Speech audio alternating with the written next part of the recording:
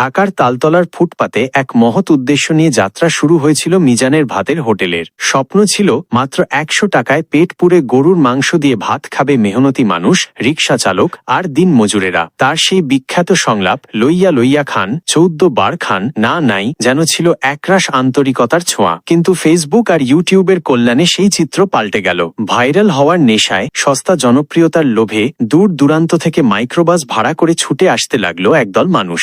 যারা আসতো তারা হতদরিদ্র নয়, তারা ছিল ক্যামেরার সামনে নিজেদের জাহির করতে ব্যস্ত। ফুড ব্লগারদের উৎপাত আর টিকটকারদের ভিড়ে হারিয়ে গেল সেই আসল মানুষগুলো যাদের জন্য ছিল মিজানের এই আয়োজন। কোথায় গেল সেই রিকশা চালক, কোথায় গেল সেই দিনমজুর? তাদের জায়গা দখল করে নিল এমন কিছু মানুষ যাদের প্লেট হাতে দাঁড়ানো দেখলে মনে হয় দেশে বুঝি দুর্ভিক্ষ চলছে। কতদিন তারা গরুর মাংস দিয়ে ভাত খায় না। ভাইরাল হওয়ার জন্য নারীরাও ছুটে আসতে লাগলো শত শত মাইল দূর থেকে। ফ্রিতে পেলে বাঙালি আলকাতরাও গায়ে মাখে, এই প্রবাদের বাস্তব প্রমাণ মিলল। মিজানের সেই লইয়া লইয়া খান বলার সুযোগ নিয়ে প্লেটে প্রয়োজনের অতিরিক্ত ভাত তুলে নিল তারা। খাওয়ার পর সেই ভাত ফেলে রেখে গেল ডাস্টবিনে। দিনের শেষে এই দৃশ্য দেখে মাথায় হাত দিয়ে বসে পড়ল মিজান। তার মহৎ উদ্দেশ্য যেন কিছু মানুষের অবহেলার নিচে চাপা পড়ে গেল। এই ঘটনার পর মিজান সিদ্ধান্ত নিয়েছে সে আর বলবে না ১৪ বার লইয়া লইয়া খান। যারা ভাত নষ্ট করে তাদের সে তার হোটেলে আসতে নিষেধ করেছে। একটা ভালো উদ্যোগকে কিভাবে নষ্ট করে দিতে হয় আমরা হয়তো তা দেখিয়ে দিয়েছি। প্রশ্ন হলো, আমরা কি সত্যিই কোনোদিন ভালো হব না?